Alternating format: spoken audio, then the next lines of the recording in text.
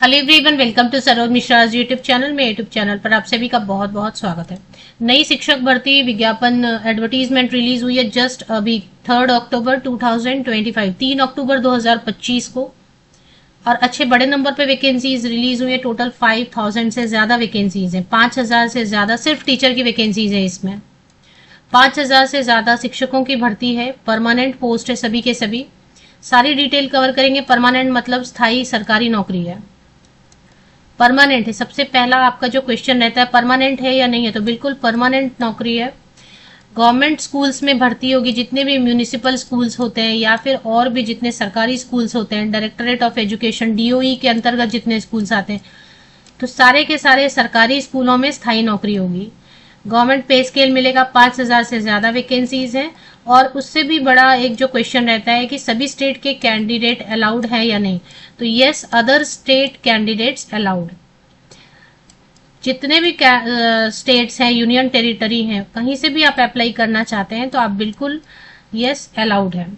तो सारा जो मेन मैंने आपको बताया कि परमानेंट तो है ही, 5000 से ज्यादा वैकेंसी है, सब शिक्षकों की भर्ती है, अदर स्टेट अलाउड है। फीस की बात करेंगे तो फीस बहुत सारे कैंडिडेट्स के लिए 0 फी है। और अगर मेल कैंडिडेट को फीस देना, फीमेल कैंडिडेट को तो देना नहीं है, SC ST कैंडिडेट को देना नहीं है, PWD। और अगर मेल कैंडिडेट को फीस देनी है तो जिनको देना है उनके लिए सिर्फ 100 रुपया फीस है, 100 rupees.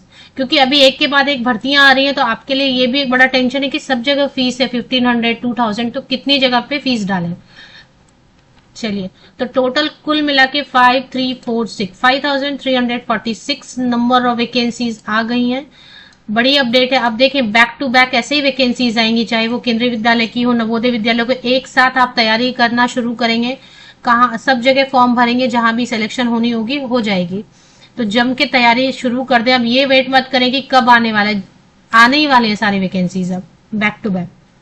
Government of NCT of Delhi DSSB की ऑफिशियल वेबसाइट पे Delhi subordinate services selection board DSSB। देखिए, बहुत सारे कैंडिडेट ऑलरेडी जानते हैं कि DSSB किसे बुलाते हैं, Delhi subordinate services selection board क्या है, लेकिन कई सारे कैंडिडेट जस्ट पास आउट होते हैं, उनको नहीं पता होता है। उनके लिए थोड़ा ब्रीफ कर देती हूँ कि दिल्ली में, दिल्ली गवर्नमेंट के अंतर्गत आने वाले जितने भी गवर्नमेंट स्कूल्स हैं, सरकारी स्कूल हैं, म्यूनिसिपल स्कूल्स हैं, या और जितने भी अलग अलग विभाग हैं जहां पे शिक्षकों की सरकारी भर्ती होती है, उन सब का जो परमानेंट रिक्रूटमेंट का नोटिफिकेशन आता है वो इस वेबसाइट पे आता है। वेबसाइट पर भी लेके चलेंगे। और इसे ही शॉर्ट में हम बुलाते हैं DSSB, Delhi subordinate services selection board. इसमें दिल्ली में, क्योंकि दिल्ली में वैकेंसीज आती हैं तो सभी स्टेट के कैंडिडेट अलाउड रहते हैं। लेकिन अगर आप सोचेंगे एग्जाम सेंटर कहाँ बनाए जाते हैं, तो एग्जाम सेंटर सिर्फ और सिर्फ दिल्ली में ही बनाए जाते हैं। तो एग्जाम देने आपको दिल्ली में जाना होगा। इस एग्जाम की एक बहुत अच्छी बात यह है, इसके जो सिलेक्शन प्रोसेस है, इसमें एक बहुत अच्छी बात यह है कि सिर्फ एक ही एग्जाम होगा, ओनली वन एग्जाम, वो भी CBT। एक एग्जाम, इसमें कोई डेट एक्सटेंड नहीं होता है, मोस्टली कुछ ऐसा प्रॉब्लम नहीं होता है, एग्जाम अच्छे से स्मूथली हो जाती है। और एक ही एग्जाम होगा, कोई इंटरव्यू नहीं, कोई Tier 2 नहीं, कुछ भी नहीं। फिर भी चेक करेंगे एक बार, अभी तक जितनी वैकेंसीज आई है DSSB में टीचर भर्ती, उसमें सिर्फ और सिर्फ एक एग्जाम होगा, वन एग्जाम ओनली। एक एग्जाम दे के आप दिल्ली में सरकारी शिक्षक बन सकते हैं। एग्जाम सेंटर आपका दिल्ली में होगा और जॉब लोकेशन भी दिल्ली के गवर्नमेंट स्कूल्स में ही होगा। सैलरी यहाँ ज्यादा बनती है क्योंकि दिल्ली मेट्रो सिटी है, तो HRA हाउस रेंट अलाउंस ज्यादा बनता है। एक और बात है कि जनवरी 2026 से आपका 8वां वेतन आयोग लग जाएगा। तो अभी जो सैलरी मैंने 65,000 लिखी है, उसमें 35% इंक्रीमेंट हो जाएगा और सैलरी आराम से सारी की सारी सैलरी जो है ना 80,000 कम से कम हो जाएगी। जिनकी सैलरी 80-85,000 हो जाएगी, जिनकी अभी 65,000 है। 9 अक्टूबर से ऑनलाइन एप्लीकेशन शुरू हो जाएगी। क्या क्या, और 7 नवंबर तक ऑनलाइन एप्लीकेशन चलेंगे। DSSB में डेट एक्सटेंड नहीं होता है, आगे नहीं बढ़ता डेट मोस्टली, तो इसलिए आप पहले से डॉक्यूमेंट्स रेडी करके बैठेंगे और सारी चीजें सीक्वेंस में लेके बैठेंगे। पेन, पेपर, इमेज वगैरह जो भी मांगा है वो सब लेके ही आप बैठेंगे। TGT मैथमेटिक्स मेल के लिए टोटल वैकेंसीज है 744, अनरिजर्व कैटेगरी में है 319। TGT मैथ्स मेल के लिए, फीमेल के लिए DSSB में अलग अलग आता है, मेल कैंडिडेट के लिए अलग, फीमेल कैंडिडेट के लिए अलग, ऐसे। तो TGT मैथमेटिक्स फीमेल कैंडिडेट के लिए टोटल वैकेंसीज है 376। Unreserve OBC, ST, EWS, PWD candidates के लिए, पीडब्ल्यूडी कैंडिडेट्स के लिए वो बहुत अच्छे नंबर में वैकेंसीज हैं। अगर आप देखेंगे एसटी कैंडिडेट के लिए 34 है टीजीटी मैथ्स में मेल कैंडिडेट, तो पीडब्ल्यूडी कैंडिडेट के लिए 52 वैकेंसीज हैं, रिजर्व है। तो पीडब्ल्यूडी कैंडिडेट को भी अच्छा मौका मिल रहा है यहाँ पे। मेल कैंडिडेट मैथ्स के लिए टोटल 744 पोस्ट है। टीजीटी मैथ्स फीमेल कैंडिडेट के लिए 376 पोस्ट हैं। टीजीटी इंग्लिश मेल के लिए 869 वैकेंसीज हैं। टीजीटी इंग्लिश फीमेल कैंडिडेट के लिए 104 वैकेंसीज हैं। टीजीटी सोशल साइंस मेल के लिए 310 वैकेंसीज हैं। TGT social science female candidate के लिए 92 टोटल वैकेंसीज हैं। कैटेगरी वाइज भी आप चेक कर सकते हैं। मैं इसकी पूरी क्वालिफिकेशन की डिटेल हर पोस्ट के लिए बताऊंगी, भले वीडियो लंबी हो जाए। तो जैसे आपका समझो सोशल साइंस है या नेचुरल साइंस है, तो आप वीडियो को एंड तक देखते जाओ, तो मैं हर जो पोस्ट है ना, हर पोस्ट की जो है क्वालिफिकेशन अच्छे से एक्सप्लेन कर दूंगी। एज में रिलैक्सेशन, किनको बेनिफिट रिजर्वेशन का मिलेगा नहीं मिलेगा, वो सारी चीजें, सिलेक्शन का प्रोसेस में एग्जाम में क्या रखेंगे, नेगेटिव मार्किंग, सब कुछ, सब वीडियो में आपको डिटेल मिलेगी। टीजीटी सोशल साइंस फीमेल के लिए 92 मैंने बताया। टीजीटी नेचुरल साइंस मेल के लिए बहुत अच्छी vacancy, 630 vacancy, 630। TGT natural science female candidate के लिए 502 वैकेंसीज है। टीजीटी हिंदी मेल कैंडिडेट्स के लिए 420 वैकेंसीज है। टीजीटी हिंदी फीमेल कैंडिडेट के लिए 136 वैकेंसीज है। टीजीटी संस्कृत मेल कैंडिडेट्स के लिए 342 वैकेंसीज हैं। और इसके अलावा महिलाओं को रिजर्वेशन मिलेगा या नहीं, ये भी चेक करेंगे। टीजीटी संस्कृत फीमेल कैंडिडेट के लिए 416 वैकेंसीज हैं। टीजीटी संस्कृत मेल के लिए मैंने बताया 342। टीजीटी उर्दू कैंडिडेट्स के लिए भी काफी वैकेंसीज आई है, 45 वैकेंसीज मेल कैंडिडेट के लिए। फीमेल कैंडिडेट के लिए 116 वैकेंसीज है। टीजीटी पंजाबी मेल कैंडिडेट्स के लिए 67 वैकेंसीज है। टीजीटी पंजाबी फीमेल कैंडिडेट के लिए 160 वैकेंसीज है। ड्राइंग टीचर के लिए 15 वैकेंसीज है। स्पेशल एजुकेशन टीचर के लिए 2 वैकेंसी है। तो 5346 पोस्ट है कुल मिला के। अब इसमें जो है ना क्वालिफिकेशन की डिटेल एक एक करके चेक करेंगे। तो आप 9 अक्टूबर से 9 अक्टूबर से 7 नवंबर तक, हाँ 9 अक्टूबर से, तो जैसे ऑनलाइन एप्लीकेशन पोर्टल जारी होगा तो एक बार फिर से रिमाइंडर वीडियो मैं बना के दूंगी। एज की क्राइटेरिया तो सभी पोस्ट के लिए सेम रहने वाली है। मैं एक का एज क्राइटेरिया आपको बता देती हूँ और पे स्केल, और ऐसे ही सभी के लिए रहेगा। पहले एज ही मैं आपको बता देती हूँ और एज में रिलैक्सेशन में बता देती हूँ, और उसके बाद फिर क्वालिफिकेशन की डिटेल कवर करेंगे। तो सबसे पहले नॉट एक्सीडिंग 30 इयर्स लिखा है, तो देखें अनरिजर्व जो जनरल कैटेगरी के या अनरिजर्व में जो अप्लाई करेंगे किसी भी कारण से, है ना, किसी भी वजह से जो अनरिजर्व में अप्लाई करेंगे, चाहे वो जनरल वाले हैं चाहे रिजर्व कैटेगरी के हैं और उनको नहीं है पेपर रेडी, डॉक्यूमेंट रेडी, तो यूआर में अगर आप अप्लाई करते हैं सीट पे, तो मिनिमम तो लिखा नहीं है, तो मैं मिनिमम अपनी तरफ से लिख देती हूँ कि चलिए 20 ईयर्स। तो 20 to 30 ईयर्स तक के अनरिजर्व कैटेगरी के कैंडिडेट बिल्कुल अप्लाई कर सकते हैं किसी भी स्टेट से, किसी भी यूनियन टेरिटरी से। अब अगर रिलैक्सेशन देखेंगे तो रिलैक्सेशन वाली पेज पे चलते हैं। एज में रिलैक्सेशन, तो रिलैक्सेशन भी चेक करेंगे, और रिलैक्सेशन दिया है एज पर पैरा 7, तो पैरा 7 में दिया है वो चेक करेंगे कितना, वही रहता है SC ST कैंडिडेट के लिए 5 ईयर्स। एक बार चेक करते हैं। एज में रिलैक्सेशन पेज नंबर 25 पे इन्होंने बताया। तो एज में रिलैक्सेशन जो है, तो 20 to 30 इयर्स तो आपने देखा टीजीटी की पोस्ट है सारी की सारी, इसमें पीआरटी फिलहाल नहीं है, बाद में आएंगी पीआरटी की भी। तो 20 to 30 अनरिजर्व कैटेगरी के लिए, अगर आप SC ST कैटेगरी से बिलोंग करते हैं, अब SC ST किनको मिलेगा, बाहरी कैंडिडेट को मिलेगा या नहीं मिलेगा, तो दिल्ली में जो है ना SC ST कहीं के भी हैं उनको रिजर्वेशन मिलता है, और ओबीसी जो है ना सिर्फ दिल्ली ओबीसी है उनको ही मिलता है। ये मैं आपको कहीं पे रीड करके, दिल्ली ओबीसी वालों को ही रिजर्वेशन मिलता है। ओबीसी अगर दिल्ली के हैं तभी रिजर्वेशन मिलता है। SC ST कहीं के भी हैं आप तो आपको मिलेगा। हाँ, फॉर्मेट आप देख लें कौन सा फॉर्मेट चाहिए सर्टिफिकेट का। तो 20 to 35 ईयर्स तक के SC ST कैंडिडेट अप्लाई कर सकते हैं। बाहरी राज्य के SC ST कैंडिडेट को भी रिजर्वेशन दिल्ली में मिलता है। फिर से एक बार चेक करेंगे जिस दिन ऑनलाइन एप्लीकेशन शुरू होगा। ओबीसी जो दिल्ली के हैं उनको ही रिजर्वेशन मिलता है। तो 20 to 33 इयर्स हो जाएगा दिल्ली ओबीसी के लिए कैंडिडेट्स के लिए एज की क्राइटेरिया। पीडब्ल्यूडी अनरिजर्व ईडब्ल्यूएस है तो 10 इयर्स की छूट मिलती है, तो 20 to 40 इयर्स तक के पीडब्ल्यूडी जनरल कैंडिडेट अप्लाई कर सकते हैं। अब अगर SC ST हैं तो 15 इयर्स की छूट मिलती है, तो 20 to 45 ईयर्स तक के पीडब्ल्यूडी SC/ST कैंडिडेट जो है वो अप्लाई कर पाएंगे। पीडब्ल्यूडी OBC हैं तो उनको 13 ईयर्स की छूट मिलती है। महिलाओं के लिए DSSB में बहुत कुछ अच्छा नहीं रखते हैं एज के हिसाब से, तो देखें कुछ भी रिलैक्सेशन रखते ही नहीं है, कोई नो रिलैक्सेशन। तो ये गलत चीज है, दिल्ली में महिलाओं को कोई रिजर्वेशन नहीं देते हैं। बाकी एक सर्विसमैन के लिए है और जो डिपार्टमेंटल कैंडिडेट है उनके लिए एज में रिलैक्सेशन है। तो अगर आप खुद एज का रिलैक्सेशन चेक करना चाहते हैं तो पेज नंबर 25 यहाँ पे जो लिखा है पेज नंबर 25 पे आपको चले आना है। ठीक है, तो एज की रिलैक्सेशन हो गई। अब एक, क्योंकि क्वालिफिकेशन मैंने इसलिए अभी कवर नहीं की क्योंकि सबका एक एक करके कवर करेंगे। सिलेक्शन क्राइटेरिया भी मैं आपको इनमें बताऊंगी, वीडियो थोड़ी लंबी तो हो जाएगी। चलिए अभी एक शुरू करते हैं। सबसे पहले जो सबसे पहला पोस्ट है वो है सबसे पहला जो सब्जेक्ट है वो है मैथमेटिक्स का। तो मैथमेटिक्स के हिसाब से train graduate teacher, male candidate हो या फीमेल हो, सबके लिए वही है। तो इसमें फिर भी फीमेल वाला भी देख लेंगे एज क्या लिखा है अलग से। तो इसमें क्या बोल रहे हैं कि 50% या अबव मार्क्स आपका होना चाहिए ग्रेजुएशन में संबंधित विषय में, है ना।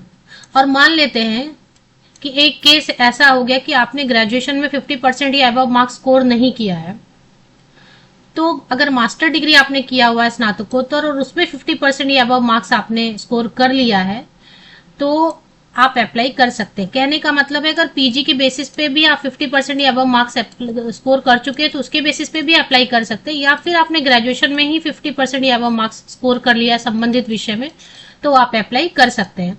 अब इसमें क्या है कि इन्होंने ऐसा कुछ नहीं लिखा है कि अलग अलग सब्जेक्ट में, जैसे EMRS में अभी नाटक किया है कि अलग अलग सब्जेक्ट में चाहिए, ऐसा कुछ भी नहीं है इसमें कंडीशन अलग अलग सब्जेक्ट में चाहिए, 50% ऐसा चाहिए वैसा चाहिए।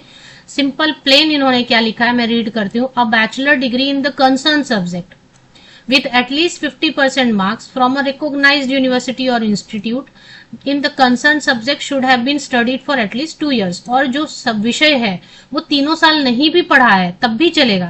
तो ये भी एक फायदा है। कई बार होता है ना हमने वो सब सब्जेक्ट 2 ही साल पढ़ा है, तो 2 साल भी आपने पढ़ा है तो भी आप अप्लाई कर सकते हैं। और ये जो 50% मार्क्स बोल रहे हैं ये एवरेज आपका 50% है। जो रिजल्ट आपका डिक्लेयर होता है ना तो रिजल्ट में लिखते हैं ना लास्ट में कि इतना परसेंटेज है, तो उतना आपका है तो उसके हिसाब से आप अप्लाई कर सकते हैं। अलग अलग सब्जेक्ट में होना चाहिए, सभी सब्जेक्ट में होना चाहिए, एग्रीगेट होना चाहिए। जो EMRS में भी नाटक किया वैसा कुछ भी इसमें नाटक नहीं है, प्लेन है। 50% या अधिक अंकों के साथ स्नातक संबंधित विषय में या फिर पोस्ट ग्रेजुएशन किया हुआ है तो आप बिल्कुल अप्लाई कर सकते हैं। 50% आपको ये भी लिखा नहीं है इन्होंने एग्रीगेट, तो चलिए आपका 50% अगर है स्नातक में तो आप अप्लाई कर सकते हैं। इसके साथ में आपका बीएड है तो भी चलेगा, 3 इयर्स वाला इंटीग्रेटेड बीएड है वो भी चलेगा। अभी यहाँ पे देखें और भी ऑप्शन दिया हुआ है इन्होंने कि किसी कैंडिडेट ने अगर BLEd भी किया हुआ है तो वो भी चलेगा। 4 इयर्स वाला अगर आपने BLEd भी किया हुआ है तो वो भी चलेगा, BSc एड BA एड भी चलेगा, और नहीं तो बीएड है वो भी चलेगा, इंटीग्रेटेड बीएड एमएड है वो भी चलेगा। इसके साथ में सीटेड पेपर 2, तो कई सारे ऑप्शन आपको दिए हुए हैं। टीचर ट्रेनिंग में बीएड को भी मान्यता दिया हुआ, या फिर इंटीग्रेटेड 3 साल वाला बीएड एमएड भी चलेगा, 4 साल वाला BSc एड BA एड या BLEd एड किया हुआ है। तो 1 2 3 4 5 ऑप्शन आपको दे रहे हैं टीचर ट्रेनिंग में, प्लस सीटेड पेपर 2 लगेगा क्योंकि ये TGT है सेंट्रल, दिल्ली में अलग से टेट नहीं होता है। तो मोर और लेस सभी सब्जेक्ट का ऐसे ही रहेगा, लेकिन किसी किसी में सब्जेक्ट कॉम्बिनेशन रहता है, जैसे नेचुरल साइंस में, सोशल साइंस में, तो वो भी देखेंगे। नोट में क्या लिखा है वो भी देख लेते हैं। Candidate applying for TGT mathematics should have studied mathematics as a subject. अब वो सब्जेक्ट आपने पढ़ा होना चाहिए। अब ये भी नहीं बोल रहे हैं ऑनर्स किया होना चाहिए, आप ध्यान दे रहे हैं वर्डिंग पे, कहीं ऑनर्स लिखा नहीं है कि ऑनर्स होना चाहिए मेन सब।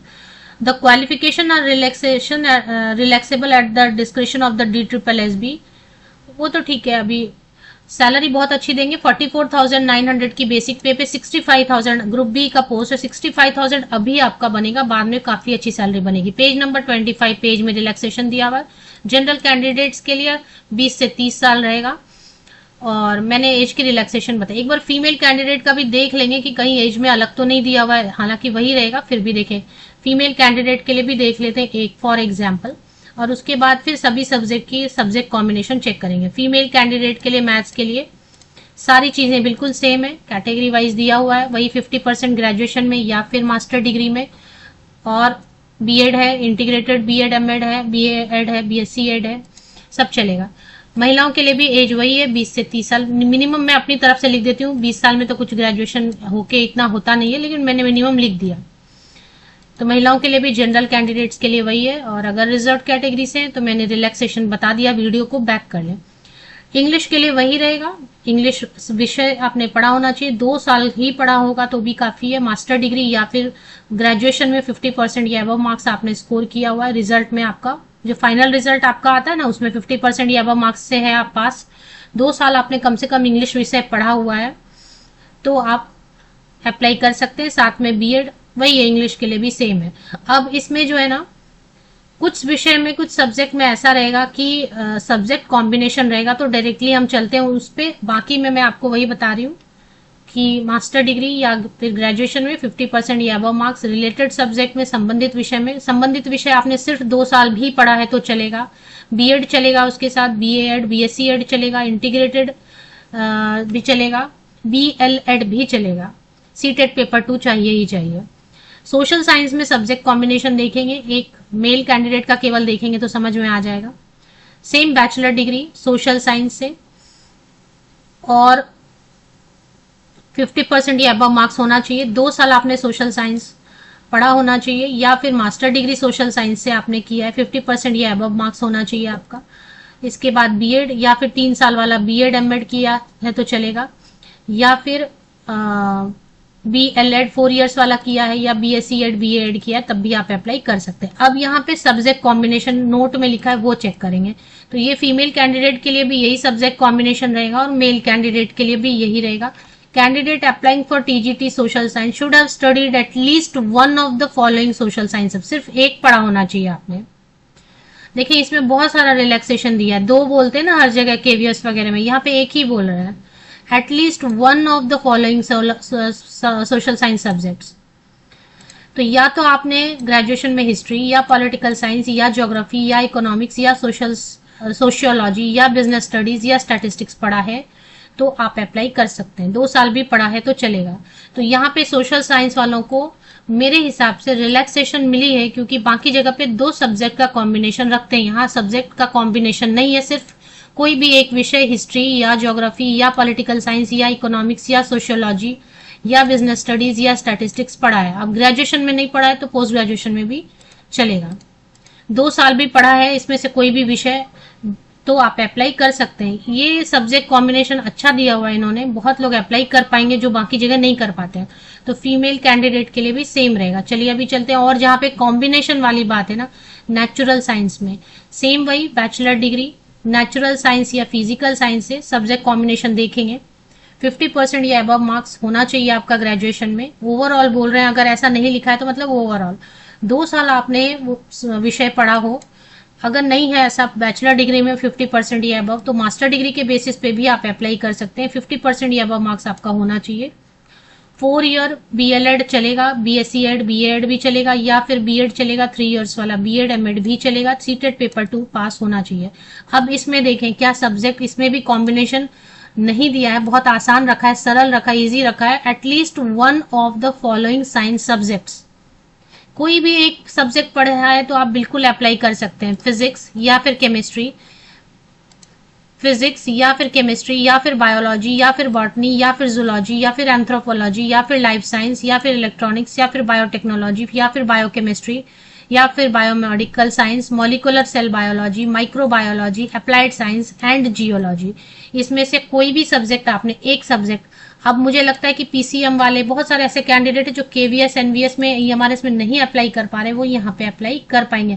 आपको ध्यान देना है कि 2 सब्जेक्ट नहीं मांग रहे हैं, सिर्फ कोई भी एक सब्जेक्ट इसमें से आपने ग्रेजुएशन में पढ़ा है, 50% या अबव मार्क्स आपने स्कोर किया है कहीं भी मास्टर डिग्री में या ग्रेजुएशन में, तो आप अप्लाई कर सकते हैं। सीटेट पेपर 2 होना चाहिए, और साथ में बाकी जो भी एक टीचर ट्रेनिंग मैंने आपको बताया कई बार, तो ये। और बाकी सब्जेक्ट में सब्जेक्ट कॉम्बिनेशन नहीं है आई थिंक, तो सेम वैसे ही रहेगा। कोई भी एक सब्जेक्ट का आप देख लीजिए। हिंदी का कैसे बताने देख लेते हैं, हिंदी में कुछ संस्कृत वगैरह का नहीं रखा है, सादा हिंदी आपने किया है बैचलर डिग्री में 50% या अबव मार्क्स के साथ।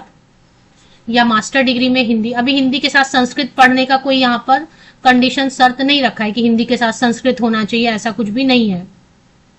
2 साल भी आपने हिंदी पढ़ा है ग्रेजुएशन में 50% या अबव मार्क्स के साथ में, 50% या अबव मार्क्स आपने स्कोर किया है ग्रेजुएशन में और हिंदी पढ़ा है 2 साल भी, तो अप्लाई कर सकते हैं। अगर नहीं है 50% ग्रेजुएशन में तो मास्टर डिग्री में भी 50% या अबव मार्क्स है, हिंदी 2 साल भी पढ़ा है तो चलेगा। बाकी में सब्जेक्ट कॉम्बिनेशन जैसा कुछ भी नहीं है। तो हिंदी इसलिए मैंने बताया क्योंकि कई बार हिंदी में रखते हैं कि संस्कृत होना चाहिए। संस्कृत वालों के लिए भी बहुत आसान है, सिर्फ संस्कृत आपने पढ़ा है ग्रेजुएशन में 2 साल भी पढ़ा है कम से कम, 50% या अबव मार्क्स आपने स्कोर किया हुआ है ग्रेजुएशन में, या फिर ग्रेजुएशन में नहीं कर पाए हैं स्कोर, मास्टर डिग्री में 50% या अबव मार्क्स स्कोर किया है, संस्कृत विषय आपने पढ़ा है, तो आप अप्लाई कर सकते हैं। बाकी टीचर ट्रेनिंग का कंडीशन वही रहेगा, मैंने बहुत बार बताया, वो आप वीडियो थोड़ा बैक कर लीजिए और सुन लीजिए कि टीचर ट्रेनिंग कौन कौन सा मांग रहे हैं। एज का क्राइटेरिया भी मैं एक्सप्लेन बहुत बार कर चुकी हूँ। चलिए अभी देख लेते हैं। बाकी सब्जेक्ट में कोई सब्जेक्ट कॉम्बिनेशन वाला प्रॉब्लम नहीं है, उर्दू है तो उर्दू होना चाहिए, इंग्लिश है तो इंग्लिश होना चाहिए। अगर 1-2 सब्जेक्ट में बीएड नहीं होगा तो वो देख लेते हैं, म्यूजिक में या उसमें चेक कर लेते हैं। पंजाबी में भी वैसे ही रखा है, टीचर ट्रेनिंग मांग रहे हैं। पंजाबी में भी वैसे ही सेम। तो जिन सब्जेक्ट का मैं नहीं बता रही हूँ ना, वो ऊपर सुन ले, क्वालिफिकेशन मैंने एक्सप्लेन कर दिया है, वही क्वालिफिकेशन रहेगी बाकी सब्जेक्ट में भी। ड्राइंग टीचर का इसलिए देख रहे हैं क्योंकि ये ऐसा सब्जेक्ट है इसमें कई बार बीएड नहीं मांगते हैं, तो देखें इसमें बीएड नहीं मांग रहे हैं और बीएड नहीं मांग रहे हैं, तो ड्राइंग टीचर वाले ध्यान देंगे, ड्राइंग टीचर वाले ध्यान देंगे। आपके लिए पोस्ट भी अच्छी खासी है और 15 वैकेंसीज है। अगर बीएड नहीं है तो आप बिल्कुल अप्लाई कर सकते हैं, बिना सीटेट के भी अप्लाई कर सकते हैं। मास्टर डिग्री 5 ईयर डिप्लोमा किया है अगर ड्राइंग में या पेंटिंग में या स्कल्पचर में या ग्राफिक आर्ट में तो आप अप्लाई कर सकते हैं, या master degree drawing and painting या फाइन आर्ट में तब भी अप्लाई कर सकते हैं, या बैचलर डिग्री है ड्राइंग या पेंटिंग या फाइन आर्ट में और 2 साल का आपने फुल टाइम डिप्लोमा किया है पेंटिंग या फाइन आर्ट में तब भी आप अप्लाई कर सकते हैं। इसमें no BEd no CTET, drawing teacher को कोई बीएड नहीं मांग रहे, कोई टीचर ट्रेनिंग नहीं मांग, no TT, no teacher training, no CTET. तो ड्राइंग टीचर के लिए काफी रिलैक्सेशन है। चलिए अभी आगे देख लेते हैं। अगर किसी और में नहीं मांग रहे हैं बीएड सीटेट तो वीडियो लंबी हो रही है, लेकिन अगर अलग अलग स्पेशल एजुकेशन टीचर के लिए बहुत सारा ऑप्शन दिया रहता है, वो आप चेक कर लें। ग्रेजुएशन होना चाहिए किसी भी सब्जेक्ट से, बीएड स्पेशल एजुकेशन होना चाहिए, या फिर बीएड किया है आपने जनरल कोई भी सब्जेक्ट से और 2 साल का आपने डिप्लोमा इन स्पेशल एजुकेशन किया है, या फिर post graduate professional diploma special education किया है, या फिर कोई भी आपने ऐसा क्वालिफिकेशन लिया है जो रिहैबिलिटेशन काउंसिल ऑफ इंडिया ने उसको अप्रूव किया है और सीटेट किया है, तो आप अप्लाई कर सकते हैं। चलिए अभी देख लेते हैं इसकी जो एलिजिबिलिटी क्राइटेरिया, द एजुकेशनल, हाँ एज आपके बेसिस पे कट ऑफ डेट क्या है एज कैलकुलेशन की, 7 नवंबर 2025 जो लास्ट डेट है, उस डेट तक आपकी क्वालिफिकेशन बिल्कुल कंप्लीट हो जानी चाहिए। कोई अपियरिंग वाले अप्लाई नहीं कर सकते हैं। जिनका रिजल्ट लग रहा है कि हाँ 7 नवंबर तक आ जाएगा, एविडेंस रहेगा, तो वही अप्लाई कर सकते हैं। DSSB में डेट भी एक्सटेंड नहीं होता है। तो एज की कैलकुलेशन भी आप 7 नवंबर 2025 को कट ऑफ डेट लेके कैलकुलेट करेंगे। एक्सपीरियंस कहीं जरूरी नहीं है, एक्सपीरियंस रहेगा तो उसको कभी उसकी कहीं टाई होता है ना 2 कैंडिडेट का मार्क्स, तो उस समय एक्सपीरियंस वाले को वेटेज देंगे। ऐसे एक्सपीरियंस नहीं, एग्जाम के बेसिस पे सिलेक्शन है। चलिए अब जो है ना ऑनलाइन हर फीस की डिटेल में बता रही थी आपको कि फीस में भी यहाँ पे बहुत आपको रिलैक्स फील होगा, क्योंकि अभी सभी जगह से जैसे 1 by 1 फॉर्म आ रहे हैं तो फीस ही इतनी पेमेंट करनी पड़ेगी कि कैंडिडेट्स उसमें भी परेशान है। तो जितने भी फीमेल कैंडिडेट हैं, SC ST PWD कैंडिडेट हैं, एक्स सर्विसमैन है, उन सभी के लिए एग्जम्प्ट किया है फीस से, मतलब 0 फीस रहेगा। तो फीस किनके लिए रहेगा? जो मेल कैंडिडेट हैं, पुरुष अभ्यर्थी हैं, SC ST कैंडिडेट को तो नहीं देना है, PWD को नहीं देना, फीमेल जितने भी महिलाएं किसी भी कैटेगरी के उनको नहीं देना। तो जो मेल कैंडिडेट हैं, पुरुष अभ्यर्थी हैं, general, EWS and OBC, EWS और जनरल, उनको ही केवल 100 रुपीज फीस पेमेंट करनी है, बाकी किसी को फीस पेमेंट नहीं करनी है। 100 रुपीज वो नॉन रिफंडेबल रहेगा। एग्जाम का स्कीम जैसे मैंने बताया कि यहाँ पे ये जो है ना, ये इसमें एक ही एग्जाम लेते हैं, ये एक ही एग्जाम होगा। 200 क्वेश्चंस रहेंगे, 200 जो है ना मार्क्स रहेंगे, तो मतलब 1 मार्क 1 क्वेश्चन। बड़ा आसान सा रहता है इनका पैटर्न। 2 घंटे का आपको टाइम देंगे, एक ही एग्जाम होगा। और इसमें क्या पूछने वाले होते हैं ये, इसमें पूछने वाले रहते हैं general awareness, general intelligence, reasoning ability, arithmetical and numerical ability, Hindi language को पूछते हैं एंड कॉम्प्रिहेंशन। मैंने हिंदी लैंग्वेज एंड कॉम्प्रिहेंशन के लिए एक जो है ना सेक्शन EMRS का स्टार्ट किया, वैसा ही आपको इसमें भी हेल्प मिल जाएगी। आप वो वीडियोस देख सकते हैं, आप मेरी प्लेलिस्ट में चेक कीजिए। मैंने एक सेक्शन शुरू किया है जिसमें मैंने प्रीवियस ईयर का क्वेश्चन सॉल्व करके दिया है, तो वो आपको यहाँ पे भी हेल्प करेगा हिंदी लैंग्वेज एंड कॉम्प्रिहेंशन में। इंग्लिश के लिए भी मैं कुछ वीडियोस बना दूंगी। तो ये हो गया आपका। और सेक्शन बी रहेगा, सेक्शन बी में 100 मार्क्स का क्वेश्चन रहेगा जो कि आपके अपने सब्जेक्ट से रहेगा, और साथ में section B MCQ of 1 mark each from the subject concern. आपका जो भी सब्जेक्ट है, ड्राइंग है तो ड्राइंग, या पंजाबी है तो पंजाबी से पूछेंगे, नेचुरल साइंस है तो उससे पूछेंगे, आपके विषय से पूछेंगे। और ग्रेजुएशन लेवल तक का आपको पढ़ना होगा। और साथ में जो है ना टीचिंग मेथोडोलॉजी के कुछ क्वेश्चन, बीएड के कुछ क्वेश्चन रहेंगे। टोटल 100 मार्क्स इसके और 100 मार्क्स उसके, टोटल 200 मार्क्स, लेकिन सबके सब MCQ। नेगेटिव मार्किंग यस रहती है, negative marking in 1 year exam. However combined marks of both. अभी देखें section B and there will not be any minimum qualifying marks in section A. The mandatory minimum qualifying marks will be applicable only in domain subject specific. तो section A में कोई qualifying marks नहीं है। However, combined marks of section A and section B will be, तो जो merit list बनेगी ना, 200 marks का तो क्वेश्चन पेपर है, उसी के बेसिस पे फाइनल मेरिट लिस्ट बन जाएगी। चलिए अभी देख लेते हैं नेगेटिव मार्किंग। यस, 1/4 मार्क्स काट लेते हैं, 1/4 मार्क्स कट करेंगे, यानी कि अगर आपने 4 गलत आंसर किए ना तो 1 मार्क आपका कट हो जाएगा। नेगेटिव मार्किंग पूरे सेक्शन में रहेगा। क्वेश्चन आपको हिंदी में पढ़ने का मन है, अब जो लैंग्वेज वाला है, हिंदी है तो हिंदी में क्वेश्चन रहेगा, इंग्लिश है तो इंग्लिश में क्वेश्चन रहेगा, पंजाबी आपका सब्जेक्ट ही पंजाबी है, आपका सब्जेक्ट ही उर्दू है, तो वो तो आपकी भाषा में रहेगा। लेकिन बाकी जो सब्जेक्ट्स हैं, जितने सब्जेक्ट्स हैं, उसमें प्रश्न आपको हिंदी में भी मिलेंगे और क्वेश्चन आपको इंग्लिश में भी मिलेंगे।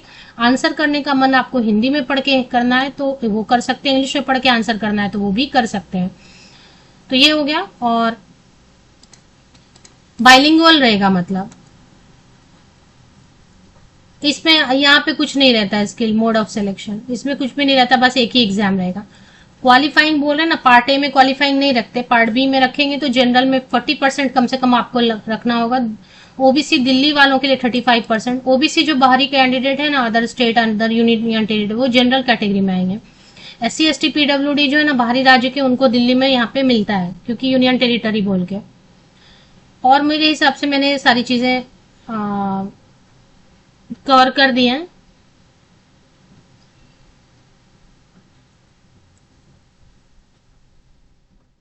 और इसमें कुछ ऐसा कवर करने लायक अगर लगेगा तो मैं फिर से एक वीडियो बना दूंगी आपको। एज में रिलैक्सेशन पेज नंबर 25 पर है ही। और DSSB की ऑफिशियल वेबसाइट पे चलते हैं, वहां पर ही ये सारी चीजें अभी जनरल इंस्ट्रक्शन। हाँ, सिलेबस अगर देखना चाहेंगे तो सिलेबस दिया रहेगा इन्होंने शायद, तो वो चेक कर लेते हैं। बोर्ड्स फाइनल डिसीजन वो सब ठीक है। ये नॉर्मलाइजेशन होगा क्योंकि एक ही सिलेबस यहाँ नहीं दिया है, तो लेकिन नॉर्मलाइजेशन होगा बिकॉज वो एक ही पेपर ना बहुत सारे फॉर्म भरते हैं तो अलग अलग डेट पे हो जाते हैं, तो नॉर्मलाइजेशन होगा। चलिए मैं आपको वेबसाइट पे लेकर चलती हूँ। DSSB वेबसाइट भी आप टाइप करेंगे गूगल पे तो गूगल आपको सजेस्ट कर रहा है DSSB.delhi.gov.in, इस पे एक बार क्लिक कर लेना है। एंड वेबसाइट ओपन, अब तो स्लो, आज तो क्योंकि एडवर्टीजमेंट आई है तो देखें एकदम स्लो है। चलिए ओपन हो गया। अभी यहाँ पे एडवर्टीजमेंट आपको 3 अक्टूबर की डेट से, ये देखिए 3 अक्टूबर की डेट से वैकेंसी नोटिस, ये डाउनलोड कर लेना है। जैसे 9 अक्टूबर को ऑनलाइन एप्लीकेशन शुरू होगी तो मैं फिर से वीडियो बना दूंगी।